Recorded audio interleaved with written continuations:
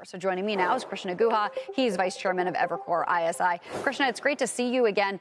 You know, I think obviously there are different ways to look at everything, and that's sort of why we have these robust discussions here on CNBC. But you call the inflation benign. When I look at 3%, I say, well, isn't that still above the Fed's target rate? And a lot of consumers might say, it doesn't feel so benign, especially after all these months and months of increases. So that's very fair. Obviously, we're writing for a market audience. And the question is, it's benign for markets for sure. So why? So obviously, the inflation print came in a bit cooler than expected. When you look under the hood, importantly, there was no sign of any sort of catch-up surge of pass-through of tariffs into goods prices. Goods prices, inflation was actually a bit less this month than it was in August. And the services side in the round was pretty well behaved too. Now, when you break that apart, the positive piece there was housing services inflation, very soft. The other services on a CPI measure, a little bit elevated, but in the round, nothing to be concerned about there. And so the absence of bad news on the inflation front gives the Fed a free hand to cut rates in response to labor softness and risks. Okay, that is really good context. Because you bring up labor softness and risks also as the other part of the Fed's mandate, we've been hearing more about layoffs. Just yesterday afternoon, Target doing a corporate layoff. Not a huge number, 8% of corporate staff. However, it's the first such layoff that we've seen from the company in about a decade. So what do you think, or how do you think that will influence the Fed's thinking on that part of the mandate? Does that change anything for you?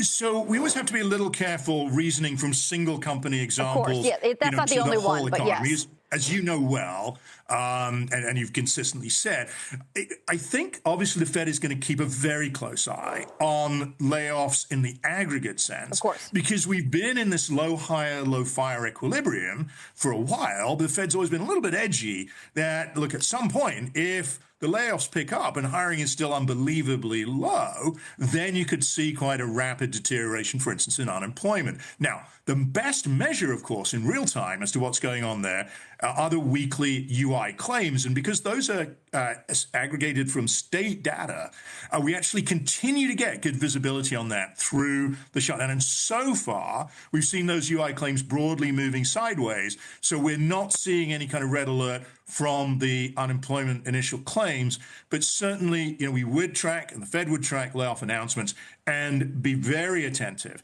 to whether we start to see any pickup in that aggregate measure of the initial unemployment claims. And as we sit here at day, 23 of the government shutdown, and we're starting to talk about missing paychecks effective today for some of these government workers, there also early on was discussions or maybe threats of reduction in force. So not just a furlough, but a permanent reduction. How are you understanding what's going on there when you're talking about government jobs and how that may be impacting the labor market right now? So you're absolutely right that in addition to the sort of underlying, if you like, private sector labor market dynamics, we have to keep a very close eye on what's happening with federal and state and local employment. So actually on the federal side, there's actually two things going on, of course, because as you know, we're waiting for the lagged effect of the DOGE layoffs, those negotiated severances, to hit the data over the next couple of prints.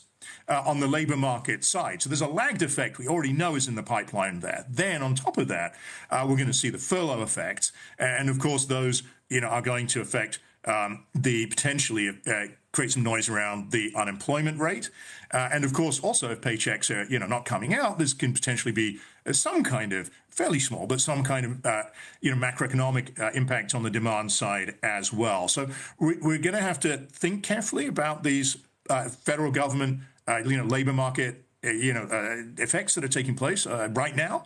But I think the Fed and the rest of us in the economics profession will be trying to focus as best we can on getting a read of where the underlying private sector, payrolls, the underlying private sector labor market dynamics are, because ultimately that's going to sort of shape where we're going from here when we work through these near-term, very prominent government employment issues.